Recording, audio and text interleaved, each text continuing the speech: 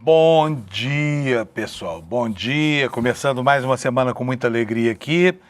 Esta é a edição desta segunda-feira, uma segunda-feira que já começa com a antecipação daquilo que se espera para a semana do Carnaval.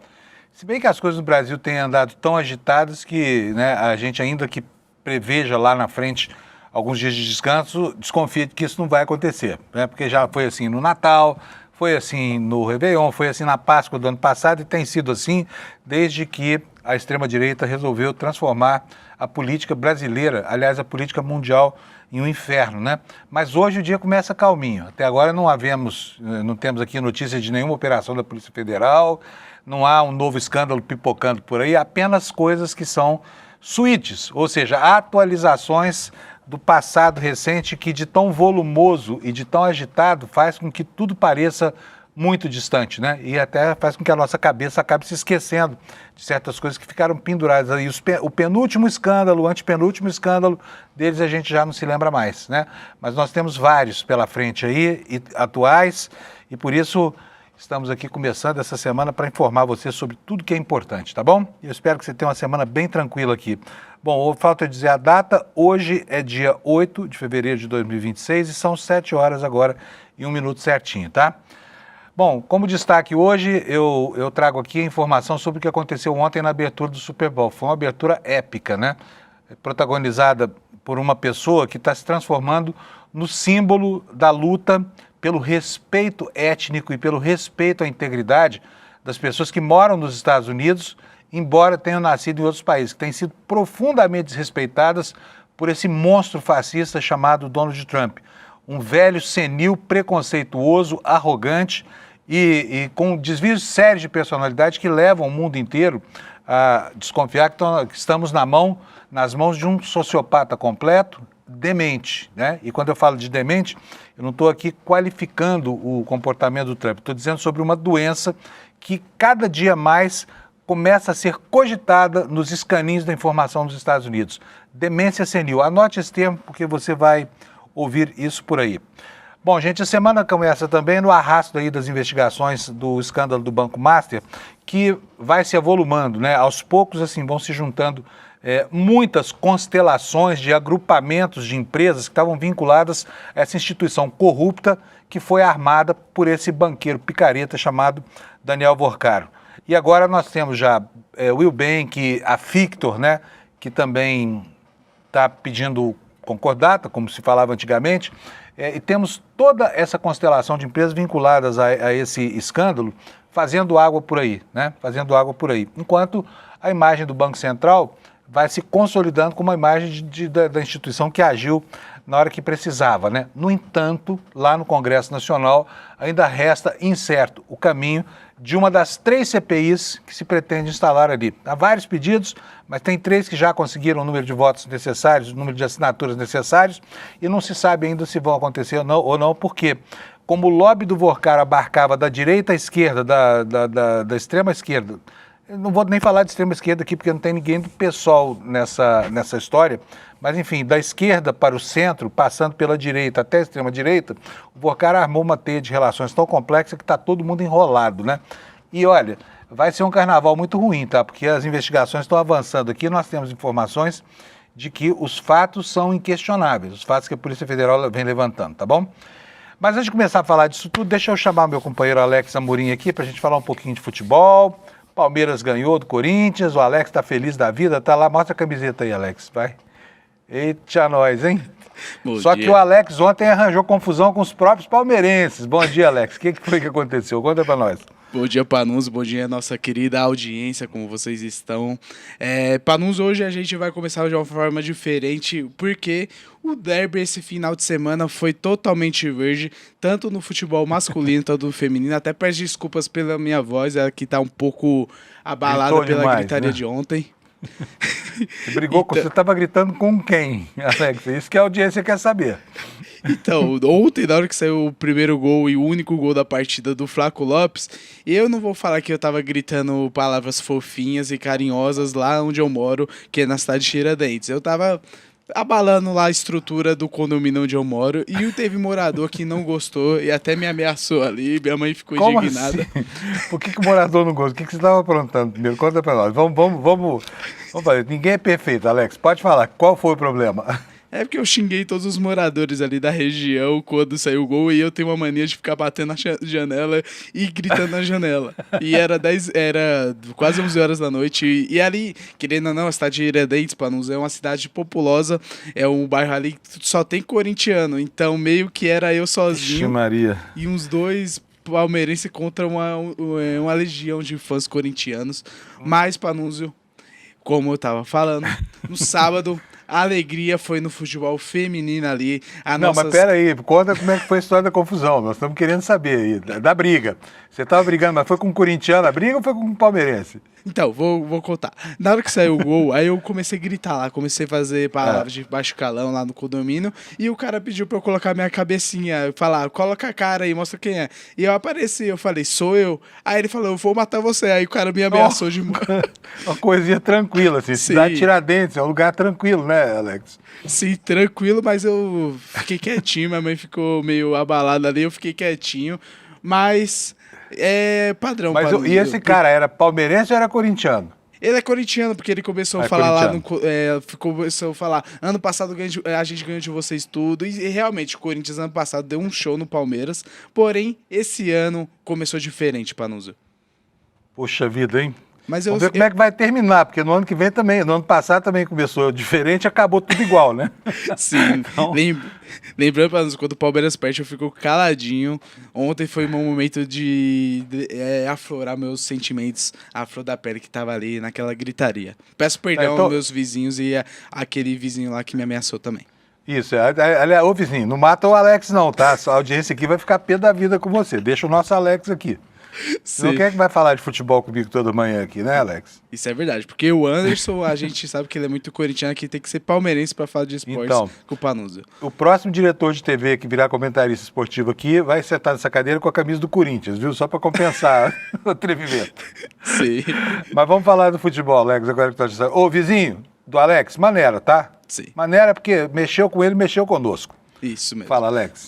Vamos nessa, Panunzio. Para começar de uma forma diferente, vamos falar sobre nossas meninas, nossas guerreiras ali, que foi campeã a primeira Supercopa Feminina do Brasil. Lembrando que é um jogo único. Quem foi mandante dessa partida foi o Palmeiras. Foi a federação ali, a CBF, fez um sorteio para ver quem ia decidir em casa e o Palmeiras foi o sorteado. O Palmeiras começou perdendo, porém com a Bia Zanerato ali no segundo tempo conseguiu o empate e a final foi para os pênaltis e o Palmeiras conseguiu sagrar-se campeão pela nossa goleira Tapia, a colombiana, pegou o último pênalti ali. E o Palmeiras foi o campeão, o primeiro título das guerreiras alviverdes em cima do Corinthians. Mulheres palmeirenses fazendo bonito o que os homens não fazem de jeito nenhum, né? É isso aí, lavando a honra do Palmeiras. Mulherada, ó. Parabéns. Fica aqui minha alegria para todas as guerreiras ali. O Corinthians jogou muito bem também. A gente sabe que o Corinthians é uma força ali no futebol feminino, mas um parabéns aqui às jogadoras do Palmeiras, que é treinada pela Rosana, que é jogadora ali da seleção. E prosseguindo, Panunzio. Ontem... Alex, espera aí. Jogo do Palmeiras com o Corinthians feminino também chama derby? Sim. É derby. O Sato, que tá aqui cobrindo o Anderson, até perguntou por que derby. Eu não tenho uma explicação, mas cada clássico aqui em São Paulo tem a sua nomenclatura. Tem o Clássico da Saudade, tem o Sansão, que é Santos e São Paulo, também tem o Choque Rei, que é Palmeiras e São Paulo. Então, a nomenclatura do Palmeiras e Corinthians é derby, tanto no feminino, tanto no masculino, Panunzio. Vou perguntar aqui pro GPT, tá? Eu vou responder isso até daqui a pouco. Continua, Alex. Certo, e prosseguindo, Panunzio, eu vou começar a dar a ordem divergente, como a gente tá falando do Palmeiras. O Palmeiras ontem ganhou de 1-0 ali do Corinthians, jogando na Neoquímica Arena. Não sendo clubista, como eu falei que não seria este ano, o Palmeiras não jogou bem, o Corinthians amassou ali o Palmeiras, querendo ou não. O time do Corinthians está bem treinado ali pelo Dorival, porém no contra-ataque um chute do Maurício, o Flaco Lopes fez o gol, deu até um chute na bandeirinha que gerou uma confusão ali, que eu gosto particularmente. Fiquei até tarde repostando na minha página ali os lances do jogo. Então o Palmeiras conseguiu essa vitória em cima do Corinthians. Corinthians. E também tivemos o jogo entre Santos e Noroeste, 2-1 do Santos ali. E no sábado tivemos a vitória do São Paulo em cima do Primavera, 2-1, que fez o São Paulo também sonhar com a classificação na próxima rodada, Panunzio. Muito bom. Tu prometi, vou cumprir agora aqui. Por quê? Eu perguntei aqui pro ChatGPT por que derby, né? Por que Palmeiras e Corinthians chama derby? É o nome desse jogo. Segundo o GPT aqui, ó, porque derby virou no futebol sinônimo de clássico entre rivais históricos da mesma cidade. O confronto entre Palmeiras e Corinthians se encaixa perfeitamente nisso. Derby vem da Inglaterra, do famoso Derby County e Nottingham Forest, e antes disso das corridas de cavalo do Derby de Epsom. O termo passou a significar disputa intensa entre vizinhos, com tradição, orgulho local e rivalidade profunda. E por que o Palmeiras e Corinthians virou derby? No Brasil, o clássico recebeu o nome de Derby Paulista, porque reúne todos esses ingredientes. Mesma cidade, rivalidade centenária, torcida gigantesca e polarizada, choques culturais, decisões históricas. E o GPT não falou, mas digo eu, cuidado com os adversários desse derby. Eles são perigosos. Tem muitas pessoas que falam que o derby é o maior clássico brasileiro. Eu concordo. Tem outros grandes clássicos, que é o Grenal, que é ali do Internacional e Grêmio. Porém, eu bato na tecla que o nosso derby é o maior clássico que tem no Brasil, porque não tem favorito. Se um time tá mal, sempre tem uma zebra ali, que é o time que está em baixa, sempre ganha. Mas é que, minha opinião, o derby é o maior clássico brasileiro, o Palmeiras e Corinthians, para nos bom programa. Esqueceu, tá, gente? Passou reto pelo Flamengo e Fluminense, não é o clássico mais no Brasil. Sim. Vamos nessa, Panuso. Muito obrigado. Abração, obrigado, viu, Alex? Então vocês viram informação sobre futebol para você e cultura geral aqui no nosso canalzinho, tá bom? Gente, vamos ver como é que tá a meteorologia, porque foi um fim de semana muito chuvoso aqui no sudeste do Brasil, né? Eu fui a Uberlândia esse fim de semana, e na volta choveu 600 quilômetros na minha cabeça na rodovia, a viagem que gasta 6 horas acabou durando 9, por causa da chuvarada nas rodovias. Acidentes, né? Felizmente todos que eu vi foram de pequena monta, mas muitos acidentes na estrada, engavetamentos e tudo mais. E vão se preparando aí porque o carnaval promete, tá? Olha só como é que está o mapa da previsão para hoje. E tem aqui, antes da previsão, deixa eu dizer para vocês aqui, olha, tem uma matéria no Valor que diz isso aqui, olha, fenômeno de verão e frente fria se juntam para provocar chuvas fortes no sudeste e em outras áreas do Brasil, né? Essa aí é a imagem desse fim de semana para nós aqui do sudeste, pelo menos, né? E a matéria do Valor nos esclarece o seguinte: uma zona de convergência do Atlântico Sul está em atuação sobre o Brasil, deve permanecer pelo menos até terça, né? Amanhã, com a contribuição da formação de uma frente fria na altura da costa do Rio de Janeiro. Esperam-se muitas chuvas na região sudeste, segundo o boletim da empresa Climatempo. Essa zona de convergência do Atlântico Sul é um sistema meteorológico natural associado ao verão. Forma-se um corredor de umidade que une o norte ao sudeste do Brasil. E aí, quando essas nuvens carregadas de água, elas ficam concentradas em uma única região e sem conseguir sair para o Oceano Atlântico, e aí elas se chocam com frentes frias e causam essa nebulosidade, a umidade do ar e fortes chuvas, que é o que está acontecendo por aqui. Depois dessa aula sobre o que é uma zacas, a gente vai ter agora a previsão da meteorologia, né? E o mapa do Brasil está aí, como você vê. Só não chove aqui, olha, nessa pontinha aqui onde estão os estados do Nordeste, né? Com exceção do sul da Bahia, que também vai sofrer com as chuvas. Nós teremos a concentração do aguaceiro, mais uma vez aqui, olha, entre o Triângulo Mineiro, o estado de São Paulo inteiro, o Mato Grosso do Sul e o estado do Rio. Aí o INMET avisa que vai chover muito, olha, chuvas intensas. Vamos ver qual é o alerta aqui. O INMET publica aviso iniciado em 8/2, 9/15, chuva entre 30 e 60 milímetros, que dá 30 a 60 litros de água por metro quadrado de área, chegando até 100 milímetros por dia, ou seja, 100 litros em cada metro quadrado. Um quadradinho, olha, pouco maior do que 5 palmos, tá? Por 5, 100 litros de água caindo em cada fração de terreno desse tamanho. Ventos que podem chegar a 100 km por hora, e isso traz risco de corte de energia, queda de galho de árvores, alagamento e também essas regiões onde vai haver essa chuvarada toda ficam sujeitas a descargas elétricas, portanto se acautele, tá bom? Voltando aqui para o nosso mapa, agora eu vou para as temperaturas. Isso aqui, mais uma vez, demarca as áreas onde vai chover mais, e aqui nós temos, olha, essa zona cinza, aqui sobre o estado de São Paulo, praticamente, um trechinho do Mato Grosso do Sul e o norte do Paraná, mas ainda pegando aqui a região da Grande São Paulo, né, onde a água não para. Aliás, agora de manhã não estava chovendo. Vamos ver as temperaturas nas capitais para a gente saber como é que vai ser o dia hoje, aí no seu estado? Em Porto Alegre, calorão ainda continua lá, os gaúchos passaram muito calor nos últimos dias aí, vai fazer 30 graus hoje, só que com tempo nublado, tá? E o dia já começa, né, quente para os padrões do Rio Grande do Sul, com 20 graus de temperatura. Depois nós temos Florianópolis com 26 graus de máxima, também nuvens já com pancadas de chuva. Em Curitiba chove bastante e a máxima será de 26 graus. Em São Paulo, muitas nuvens, pancadas de chuva, possível queda de granizo, avisa aqui o Instituto Nacional de Meteorologia, máxima de 24 graus Celsius, tendo o dia começado com apenas 19 graus. No Rio de Janeiro também deve chover hoje e a temperatura não passa de 29 graus. Lá em Vitória chega a 31 graus, a mesma previsão de chuva.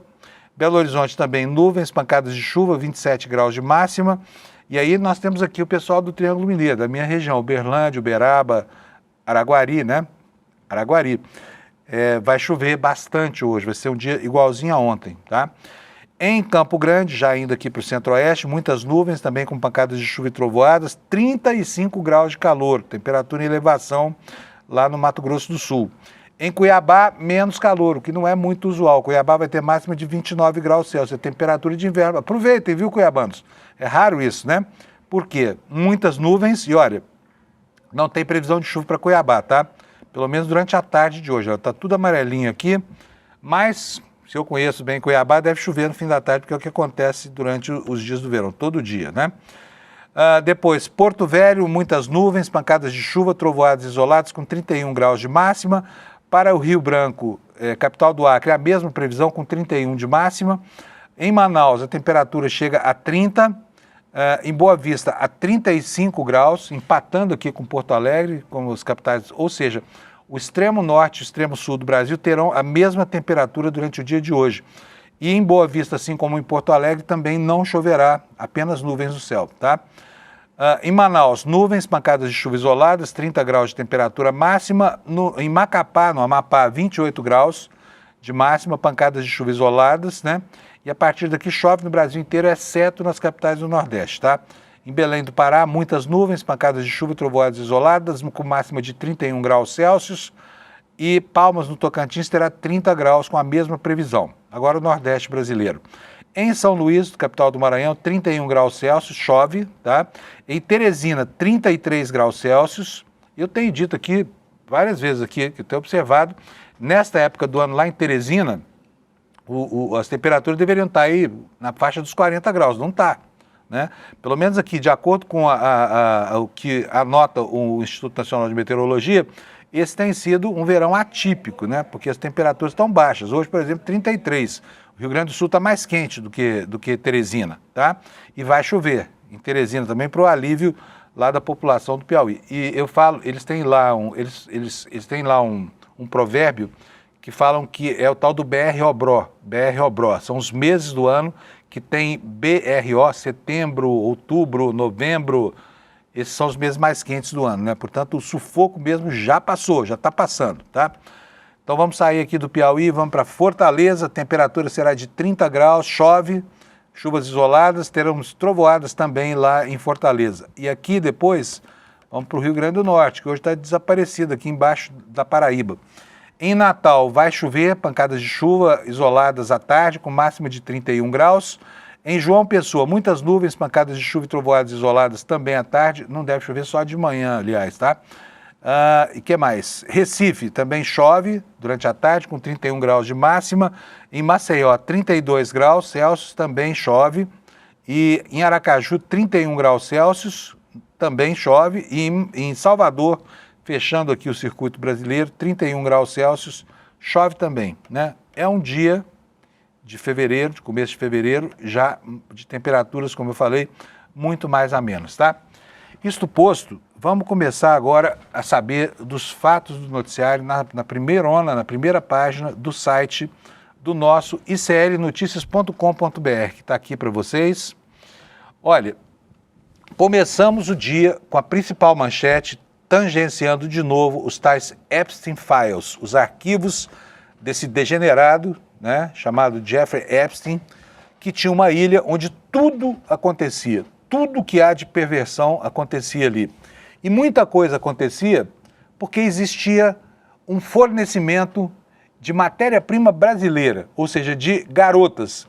Desconfia-se de meninas brasileiras tratadas como prostitutas, nesse ambiente onde tudo era possível e que era frequentado pelas grandes fortunas do mundo e por políticos, principalmente como Donald Trump, que recebeu quase 3 mil citações e é o nome que mais aparece nos arquivos desse degenerado. Não por acaso, uma boa parcela da opinião pública dos Estados Unidos considera que o presidente atual é nada mais, nada menos do que um pedófilo pervertido, exercitando lá todo o seu sadismo e com um quadro avançado de demência frontotemporal, que o leva a ter atitudes como aquela que ele teve na sexta-feira, quando postou uma imagem do presidente dos Estados Unidos como um macaco, né? Michelle Obama e Barack Obama como um macaco, depois inventou 3 versões para justificar o injustificável, não pediu desculpa, por quê? E ainda falou que é o cara menos racista que ele conhece, né?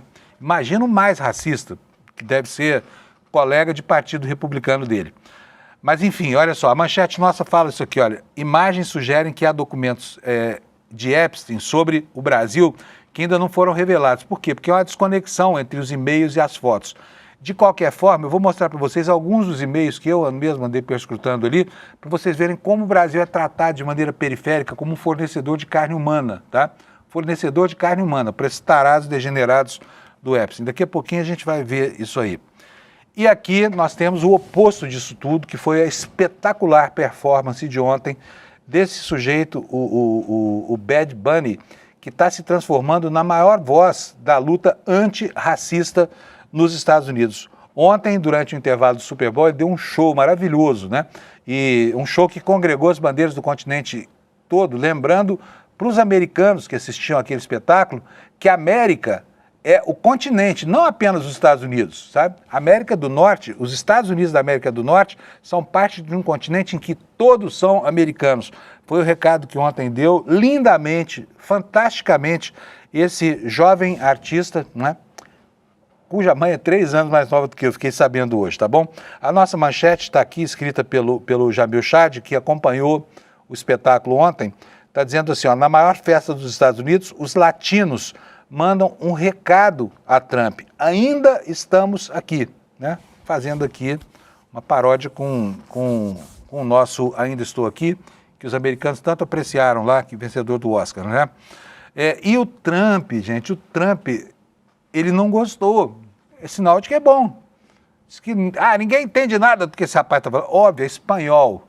É espanhol, uma língua que fere os ouvidos do Trump, né? E, bom, então está aqui na nossa capa, né? Você pode ver, nosso super colunista Jamil Chad, contando para você como é que foi o espetáculo ontem do Super Bowl. Vamos para os outros destaques aqui.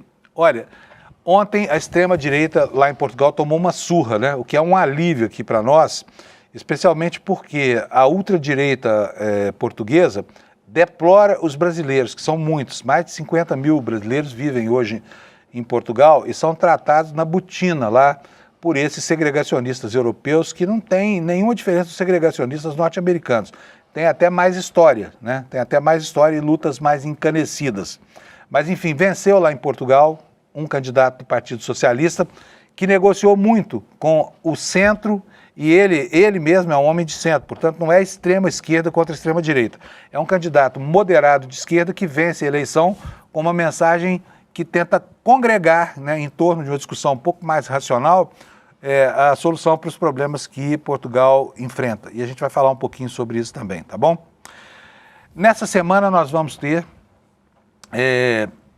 o início de um processo de julgamento muito importante para o Brasil. Está aqui nesse outro destaque nosso aqui, olha, Supremo decide se a lei da anistia pode ser aplicada a casos de desaparecidos políticos, né? É a tese levantada pelo ministro Flávio Dino de que o crime de ocultação de cadáver, por exemplo, não pode ter prescrito porque os cadáveres não apareceram, portanto ele é um crime continuado. E aí não há possibilidade de se anistiar os agentes da ditadura militar brasileira que provocaram esses crimes, tá? Ainda falando sobre o estado de saúde do nosso ex-presidente, o presidiário Jair Messias Bolsonaro, repercussões da perícia. A perícia frustrou aliados de Bolsonaro, que queriam ele de volta à casa, né? E a defesa vai continuar enchendo o saco do Supremo Tribunal Federal para ver se tira o sujeito da cadeia. E temos aqui um outro destaque também falando sobre as questões ligadas lá ao Banco Master, porque essas não vão parar de aquecer o noticiário durante a semana, ainda que a semana seja uma semana de desaceleração do noticiário. No nosso site a informação é essa, olha, o Vorkar vendeu parte da empresa que é dona de jatinhos, do jato dele inclusive, a um fundo da REAG em meio à ofensiva da PF, provavelmente numa operação para ocultar patrimônio, já que o jato dele vale 200 milhões de reais pelo menos, né? E para você que assina a Revista Liberta, você já deve ter procurado no site, já encontrou lá a nossa edição de 21, né? A nossa edição número 21, que está lá destacando os elos, os elementos de vinculação do lobby representado por esse Daniel Vorkar, que vincula o Congresso Nacional a essa instituição falimentar que ele tentou salvar na base do gogó e do blá blá blá, aliciando políticos. Esses são os nossos destaques e eu vou dizer para você que daqui a pouquinho o Lula vai estar conosco aqui, tá bom? Vamos começar aqui falando sobre a festa dos latinos. Quero ler para você um trecho da matéria que o Jamil deixou no nosso site. Jamil que trabalhou até de madrugada aqui, só para deixar para a gente isso aqui. Olha, na maior festa dos Estados Unidos, os latinos mandam um recado ao regime de Trump. Ainda estamos aqui. Ele diz o seguinte, olha, depois de elencar os países latino-americanos, Bad Bunny mandou uma mensagem clara ao movimento de extrema-direita nos Estados Unidos. Seguimos aqui. Na maior festa da cultura do entretenimento dos Estados Unidos, uma mensagem ocupou o palco central para insistir que contra o ódio, a desumanização e as deportações só existe uma arma. Essa arma é o afeto. Em poucos minutos, Bad Bunny escreveu uma carta de amor à América Latina. Aliás, essa expressão love letter em inglês está na manchete do New York Times de hoje, tá? Em espanhol, ele se apresentou dessa maneira aqui, olha. Meu nome é Benito Antônio Martínez Ocasio. Se estou aqui hoje no Super Bowl 60, é porque nunca, jamais deixei de acreditar em mim mesmo. E vocês também deveriam acreditar em si mesmos. Vocês valem mais do que pensam. Refletindo aqui o clima de baixa autoestima que reina entre a comunidade gigantesca de imigrantes dos Estados Unidos, acuada pela política higienista, fascista da Gestapo do Trump, o tal do ICE, né? Prossegue aqui o Jamil. Ele homenageou os trabalhos nos canaviais, criticou as autoridades pelos recorrentes apagões e o abandono dos governos. A família, tantas vezes instrumentalizada pelos ultraconservadores, estava presente lá. Numa das cenas, uma criança dormia em cadeiras em uma festa de casamento, uma referência à experiência da comunidade latina de crescer junta. Em sua camisa, o número 64 era uma referência, por isso eu falei que a mãe dele é 3 anos mais nova do que eu. A mãe, ao ano de nascimento, ao aniversário da mãe dele, tá?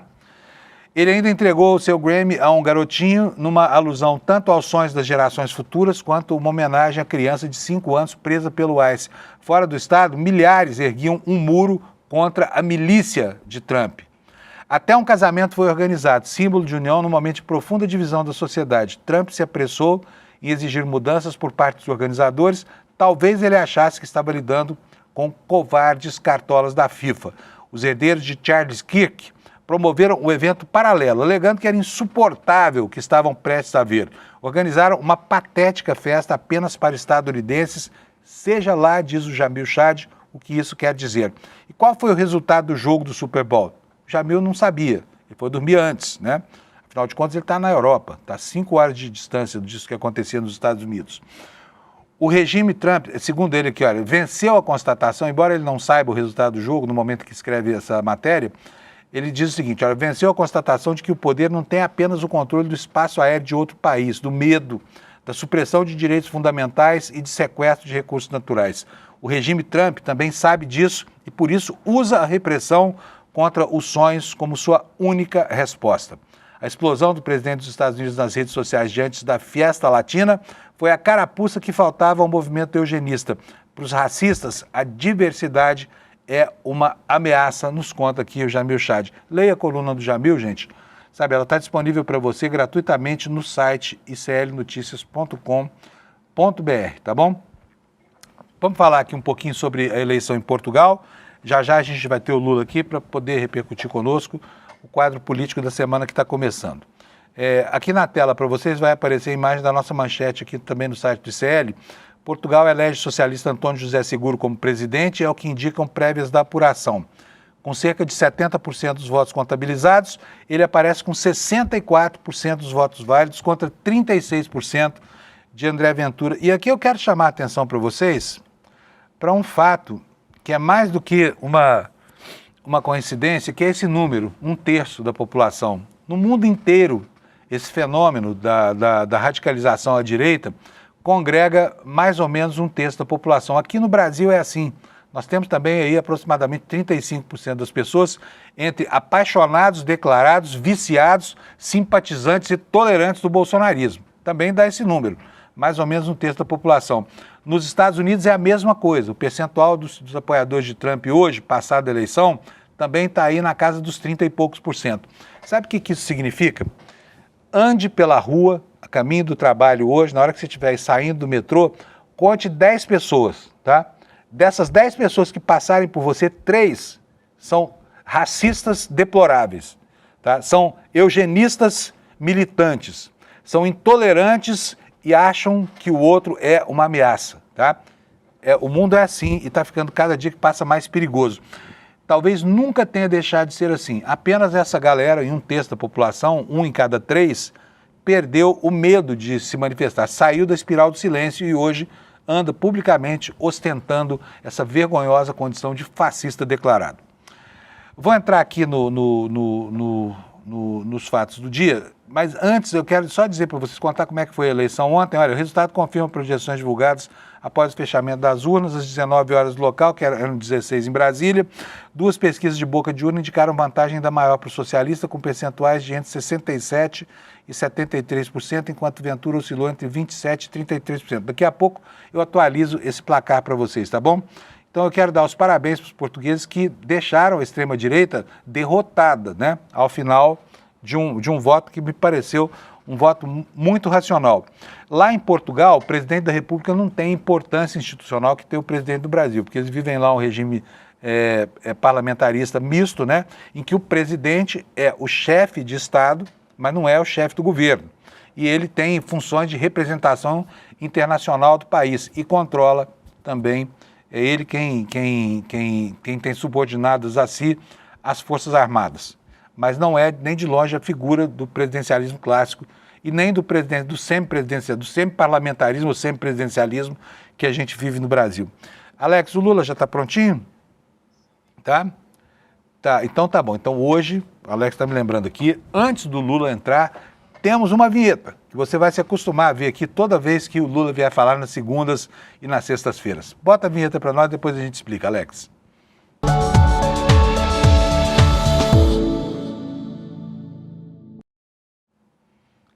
Grande Luiz Costa Pinto, um homem chiquésimo com a sua vinheta nova. Bom dia. E lindo, bom dia, de terno e gravata. Dia, Fábio, né?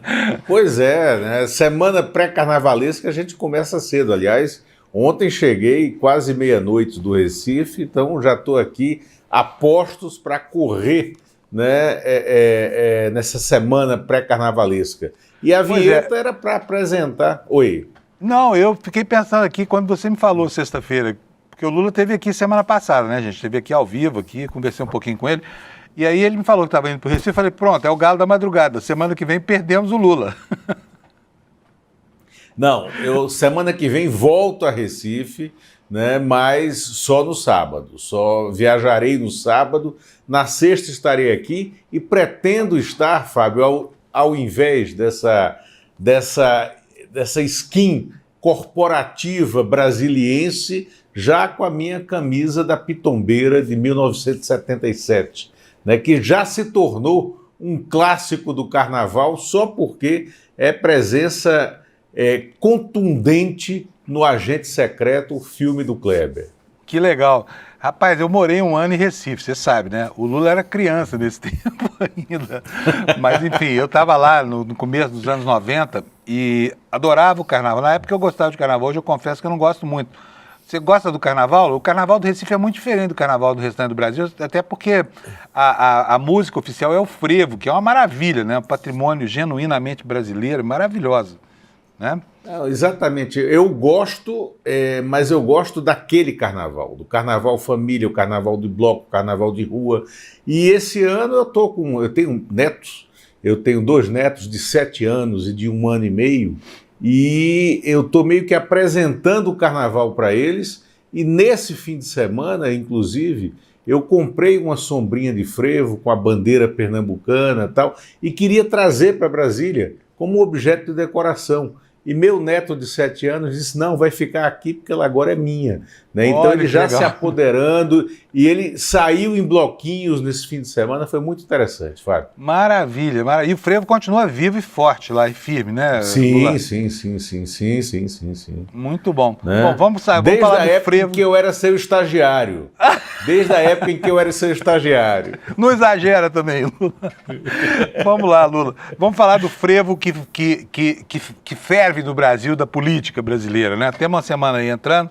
Enfim, a situação do conglomerado, lá da teia do Vocário, cada dia pior, né? E eu queria saber de você se a gente pode esperar uma semana tranquila nessa antevéspera de carnaval ou não. Pois é, chamamos aí a vinheta da reserva exclusiva, então, para a gente entrar no tema do Master e do Congresso, né, vamos só chamar a primeira nota aqui, essa do MST, se preparando, Alex, coloca aqui na tela, o MST se preparando para fazer um plantio, não, é outra, é a terceira que eu mandei. É do MST. Né? Nós mudamos, aí eu mudei, transformei tudo aqui. Também, isso, a do MST, essa terceira que estava entrando. Né? O MST pretende cultivar cannabis para fins medicinais. Né? Depois que a Anvisa autorizou, né, o plantio de cannabis para fins medicinais, com uma concentração máxima de 0,3% de THC, o MST, que está em todo o país e tem, sobretudo, nesses estados destacados aí, Pernambuco, Paraíba, São Paulo e Santa Catarina, tem condições de fazer plantio de diferentes cepas, né, de cannabis para diferentes usos medicinais, ele já começa a organizar uma produção e já tem laboratórios interessados nessa produção. E, sobretudo, no sertão, ali em Pernambuco e Paraíba, Fábio e quem nos assiste, é uma alternativa econômica que tem que ser levada a sério. Eu ouço, sabe quem pela primeira vez falou comigo como o plantio de cannabis como alternativa econômica para o sertão? Eu sei quem falou com você. Deve ter sido a Polícia Federal, porque floresta... Não, lá em Floresta mesmo.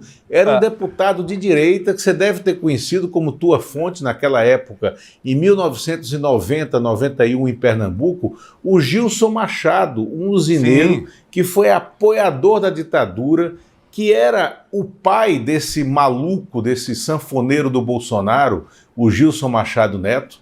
Ele, em 90, 91, sendo um personagem da direita, já dizia que a única alternativa econômica para o sertão viável era se a gente pudesse produzir cannabis. Naquela época não se chamava pelo nome científico, era maconha mesmo, maconha para fins medicinais. E olha quanto tempo a gente perdeu nessa discussão estéril, nessa discussão completamente vazia, ideologizada, e agora está aí o MST tentando dar um rumo econômico. A segunda nota na... Peraí, deixa eu falar com você dessa primeira, Lula. Sim. Eu queria, porque é o seguinte, eu acho muito importante essa informação. Eu falei aqui de floresta, brincando aqui, mas é bem estigmatizante essa menção à floresta. Por quê? Porque o sertanejo era um sujeito completamente abandonado. Eu, quando morei lá no Nordeste, era repórter da Globo lá e cobria o interior do Nordeste. Então eu conheci muito bem aquela figura do menininho de costelinha de reco-reco e barrigão de verminose, que era a criança que iria logo morrer por falta de... por hipovitaminose, por falta de nutrição, assim, por mil problemas. E a alternativa econômica que existia ali era apenas o plantio de maconha, né? E floresta foi estigmatizada, por quê? Porque teve financiamento do Banco do Brasil para uma plantação de mandioca, que virou plantação de maconha, porque a mandioca não tinha valor econômico nenhum, né, Lula? Só o frete para fazer chegar até a capital já tornava o preço uma coisa proibitiva. Então, isso estava na cara, porque o clima, né, a cultura regional, a presença da droga ali como um insumo ilegal, Tudo isso já apontava para isso lá atrás, há muitos anos, meio século atrás, né, Lula? Exatamente, aqui eu quero consignar a autoria da apuração dessa nota que está na reserva exclusiva, que é da Manuela Borges, a nossa Manuela Borges, aqui do ICL, até porque a reserva não é uma coluna minha, é uma coluna da equipe do ICL. Então, as notas que estão lá são o extrato, né, a síntese positiva dessa apuração jornalística. Aí vamos lá para o TCU e as bitcoins, né, a Bitcoin, né, das duas candidaturas que vão abrir. Né? Lula, o que é isso? Lula, me perdoa aqui, só que eu queria mostrar para o nosso telespectador, eu vou pedir para o Alex botar minha tela no ar, porque você está vendo uma notinha pequenininha aí, parece que é só isso, mas não é isso não, tá? Está aqui, olha, a coluna do Lula aqui, no pé do nosso site, com bastante destaque. Aí você clica na notícia e aparece todo um cabedal de informações aqui. Quer dizer, não é uma coluna de sueldo, é uma coluna de informações qualificadas, né, Lula? Exatamente, né? E cada nota, como eu falei para o pessoal, cada nota exige uma apuração de uma reportagem. É uma apuração concentrada para que a gente possa desenvolver ao longo da semana. Essa do TCU com as bitcoins da dupla candidatura é o seguinte: agora, né, nessa semana pré-carnavalesca, o presidente... Bom, primeiro que o ministro do TCU é esse careca que aparece aí, né, de cabelo, que tem de cabelo ainda preto, né, que é o Augusto Nardes. Ele deverá se aposentar ordinariamente só em 2027, mas ele está pensando seriamente em antecipar a aposentadoria agora, para março desse ano, né, junto com o Haroldo Cedrais, que é esse outro ministro que está abraçado a ele na foto. O Haroldo Cedrais, ele completa 75 anos depois do Carnaval, então é uma aposentadoria compulsória, a vaga dele se abre compulsoriamente já agora em março, e a do Haroldo Cedrais ele deve antecipar para voltar a disputar eleições. Ele foi deputado por 4 ou 5 mandatos, ele deve se aposentar para voltar a disputar eleições no Rio Grande do Sul pelo partido PP Progressistas, né, que sempre foi o partido dele, e essas duas vagas se abrirão no tribunal. E começou uma guerra para preenchimento dessas vagas. O PT, Partido dos Trabalhadores, nunca fez um ministro do Tribunal de Contas da União. Havia uma promessa que eu acho que não será resgatada, do Centrão, do Hugo Mota, do Arthur Lira, de que eles apoiariam o deputado Odair Cunha, do PT de Minas Gerais, para essa vaga. O Odair Cunha ainda acha que será eleito. Eu tenho larga desconfiança de que não será. E o Centrão se une para preencher essas duas vagas que deverão ser abertas, e o presidente da Câmara, Hugo Mota, está colocando essa possibilidade no balaio de negociação política dele, já pensando na própria reeleição para presidente da Câmara no ano que vem. Ele já quer negociar essas duas vagas para sacramentar a sua reeleição um ano antes de ela acontecer. E esse é um movimento que está provocando uma energia de choque, uma energia de colisão entre Hugo Mota e Arthur Lira, porque Arthur Lira gostaria de ser ele a pessoa a governar o preenchimento dessas duas vagas, porque isso é moeda política.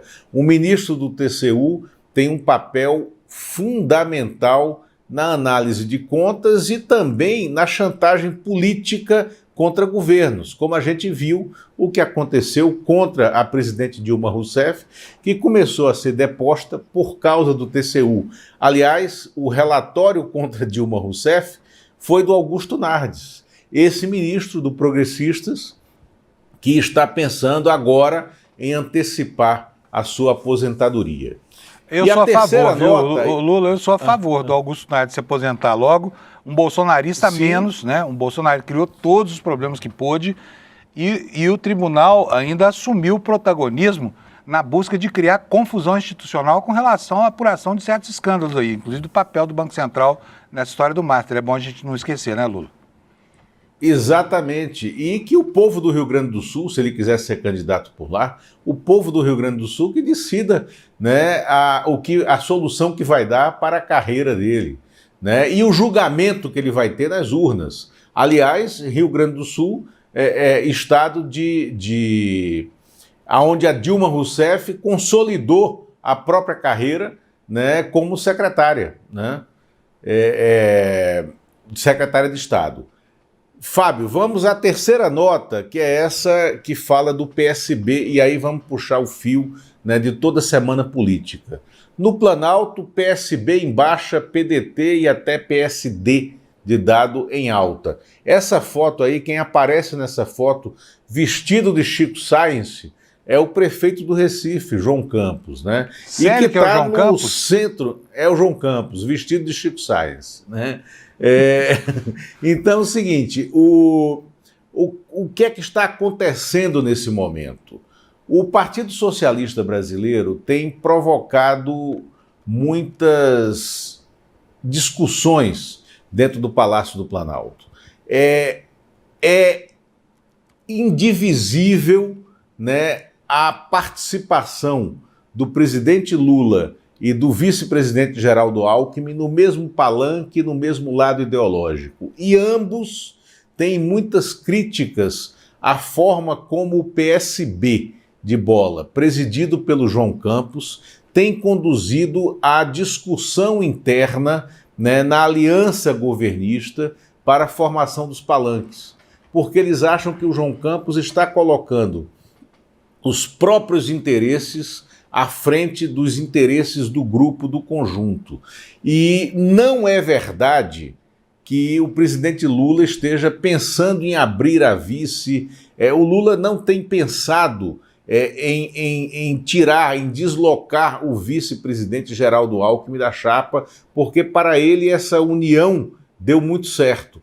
E quando ele fala em que o vice-presidente Geraldo Alckmin tem um papel fundamental a cumprir em São Paulo, é pela relevância política eleitoral que tem o Alckmin, que já cumpriu 4 mandatos de governador no estado de São Paulo. Então, o Alckmin precisa se empenhar nessa aliança que prevê uma atração, por exemplo, da ministra do Planejamento, Simone Tebet, para que se filie ao partido, ou da ministra do Meio Ambiente, Marina Silva, para que se filie ao partido, e que ele se empenhe numa aliança estadual.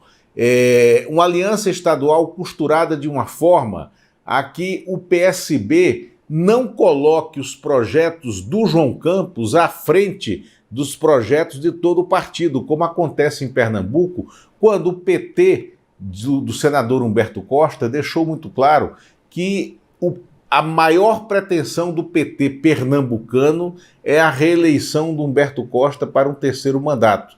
E o João Campos já convidou 2 partidos do Centrão para que fizessem a composição da chapa dele ao governo. O Republicanos, com a candidatura ao Senado do ministro Silvio Costa Filho, e o União Brasil, né, com a candidatura ao Senado do ex-prefeito de Petrolina, o Miguel Coelho, que é da dinastia dos Coelho, excluindo o PT da chapa, e aí vem uma nova crise. A ex-deputada Marília Arraes, prima do João Campos, que está afiliada ao Solidariedade, né, e que saiu no Datafolha na sexta-feira passada como a favorita para o Senado, o João Campos já deixou claro que não há espaço para ela numa chapa que ele integre, né, no estado de Pernambuco. E já sugeriu, um absurdo, que ela fosse candidata isolada, sem candidaturas ao governo. E a Marília já disse, olha, isso eu não vou fazer. Eu não serei candidata isolada.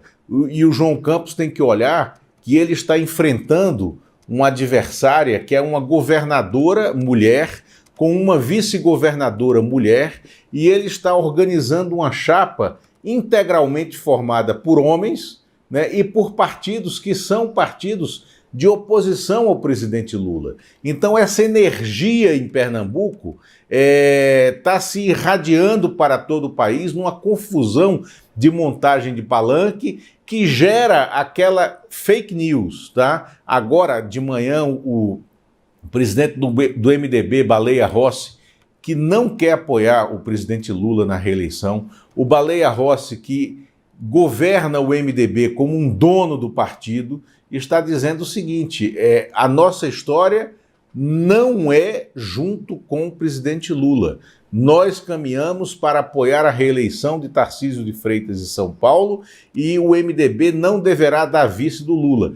Dentro do MDB, né, há também uma energia de colisão entre o grupo do Baleia Rossi, que controla financeiramente o partido e que obedece às instruções do ex-vice decorativo Michel Temer, e o grupo do governador Helder Barbalho e do senador Renan Calheiros, do ministro Renan Filho. Esse grupo de Renan Calheiros, Renan Filho e Helder Barbalho, esse grupo sim, que é o segundo mais importante, mais relevante dentro do MDB, eles querem apoiar já no primeiro turno o presidente Lula e querem abrir uma negociação para eventualmente ter um vice, né? Mesmo que seja, e aí vem o dado, se houver um tensionamento muito grande na relação entre Geraldo Alckmin e João Campos, porque é uma relação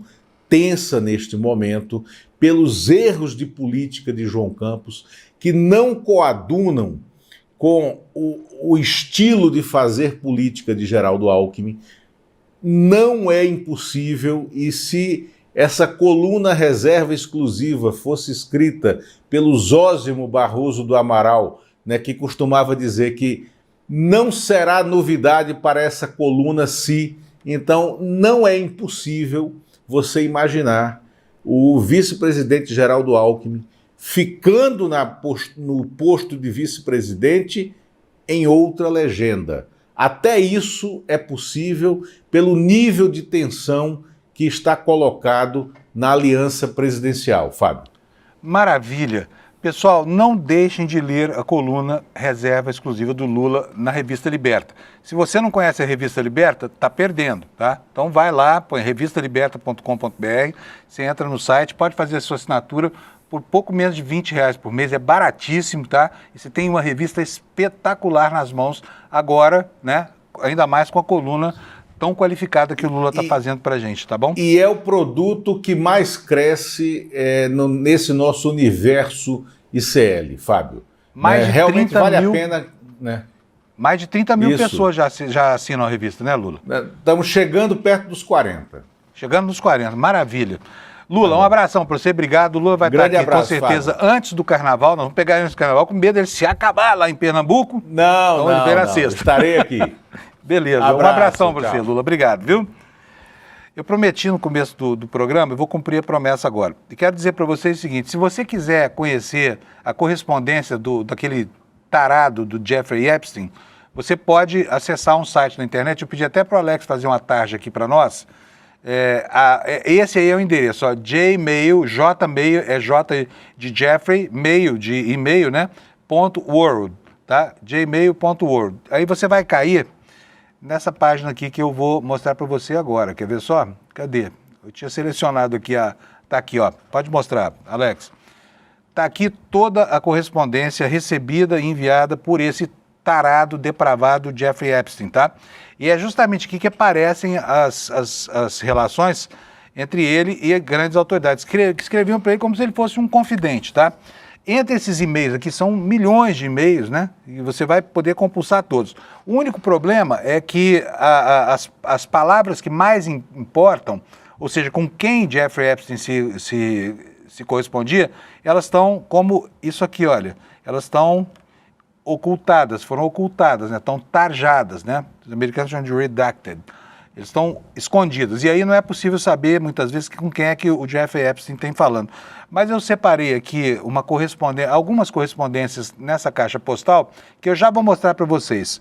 Antes, no entanto, eu quero que você leia aqui comigo um trechinho da matéria que está no nosso site hoje, uma matéria do Demore e do Jamil, que foi feita mostrando aqui, né? Eles perscrutaram lá, foram pesquisar essa caixa postal e a matéria está aqui no nosso site. Peraí, deixa eu mostrar aqui para vocês. Está aqui a matéria, olha, é essa aqui. Põe na tela, por favor, Alex. Imagens sugerem que há documentos de Epstein sobre o Brasil que ainda não foram revelados. Fotos mostram arquivos sobre o Brasil e as viagens do financista com pelo menos uma menina ao país. Nas correspondências dele, fica muito claro atrás de quem que Jeffrey Epstein vinha ao Brasil, tá? Então tá aqui, ó, Jamil e Leandro Demore, uma bela dupla, né, de jornalistas, escrevendo para nós que o Epstein guardava um dossiê sobre o Brasil e novos documentos sugerem que pode existir um volume ainda desconhecido de fotos e informações sobre as suas atividades no país. Há uma semana, o Departamento de Justiça publicou 3 milhões de páginas de documentos, assim como mais de 2 mil vídeos e 180 mil imagens fotográficas, né? Trata-se do material que durante décadas foi usado como base para investigações a respeito das atividades paralelas desse financista. Numa das fotos, arquivos de propriedade do americano aparecem sobre uma estante em a sua residência lá em Little St. James, que é a ilha onde ele organizava lá os bacanaus e todas as operações criminosas, né? Como, por exemplo, a organização de tráfico humano de garotas, adolescentes ou pré-adolescentes para servir como iscas sexuais a esses predadores reunidos lá por Jeffrey Epstein.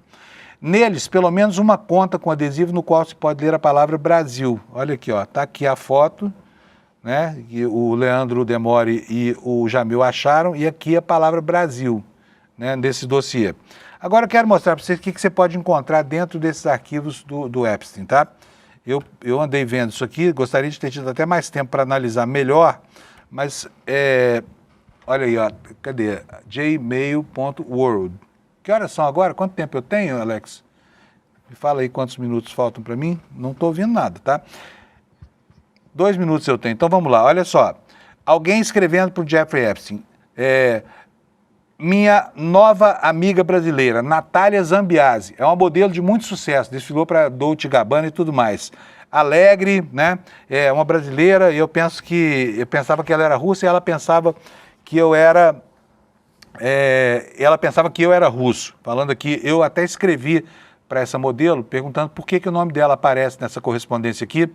As pessoas mencionadas aqui provavelmente têm muitas coisas desabonadoras para falar sobre esse maníaco sexual e sobre a clientela dele, que não era diferente, tá bom? Nessa outra correspondência, alguém pergunta para ele assim, essa aqui é uma política russa, bastante proeminente, Mary ou Maria Prusakova. Assim, hello Jeffrey, como é que está Nova York? Olha, encontrei muitas garotas aqui em Sydney. Olha só para a foto dessa aqui. Ela é legal, ela é modelo, ela atua no momento, ela sonha em ser atriz, ela tem formação em direito, como eu. Eu quero ir para Paris e quero levar ela, falando aqui uma política russa. Está dando uma confusão danada lá na Rússia, tá? Aqui sobre o Brasil, olha só como é que ele se refere às brasileiras, provavelmente crianças traficadas por esse marginal. Novas brasileiras chegaram, sexy e super fofas, né? 9Y, o que é isso? 9 years old. Imagina o que isso significa. Novas garotas brasileiras acabam de chegar, sexy e fofinhas, 9 anos de idade, né? 9 anos de idade. Não se sabe quem é que mandou isso para ele, não se sabe se foi ele que mandou, enfim. É alguém que informa ele da chegada dessas brasileiras aqui. Mas é terrível, né? Deixa eu ver se tem mais algum. Não tem mais, não. Eu vou continuar perscrutando também esse arquivo aqui e vou trazer para vocês essas informações, tá bom? Olha, eu não tenho mais tempo, preciso falar aqui da nossa promoção de hoje, está aqui, é a mesma da semana passada, o Pacto da Impunidade, é a aula do dia 12 de fevereiro, que vai acontecer nesta quinta-feira, tá? Antes, daqui a 3 dias, né? E a aula conduzida pelo Gessé e pelo Lindener na abertura do nosso curso de pós-graduação, tá? Dia 12 de fevereiro, quinta, às 8 horas da noite. Para garantir a sua vaga, aqui, ó, despertatcl.com.br, tá? Rapidinho, sem burocracia, você recebe o convite e vai assistir a esse evento aqui, que é um evento acadêmico que talvez traga você para dentro dos cursos do ICL. E com isso eu encerro o programa, quero agradecer você, desejando uma ótima semana e a gente se encontra aqui amanhã às 7 da manhã para saber como é que ficou o mundo nas próximas 24 horas. Tchau, obrigado pela sua audiência. Nos últimos dias, acompanhamos o caso de violência brutal contra o cachorro-orelha. Ele foi até a morte por um grupo de adolescentes de famílias ricas e brancas em Santa Catarina. Você já sabe o que vai acontecer com os responsáveis, né? Nada. Porque no Brasil, quem faz parte das elites, como você bem sabe, nunca é punido. Agora imagina se fossem 4 pobres e pretos da periferia brasileira. Isso é o pacto da impunidade. Existe um grupo no Brasil que nunca é punido. E é por isso que no dia 12 de fevereiro, às 20 horas, eu e o professor Gessé Souza vamos revelar tudo sobre esse jogo. Será a aula inaugural do curso de pós em Teoria Crítica 2026 do ICL. Uma aula completamente de graça, online e aberta para todos.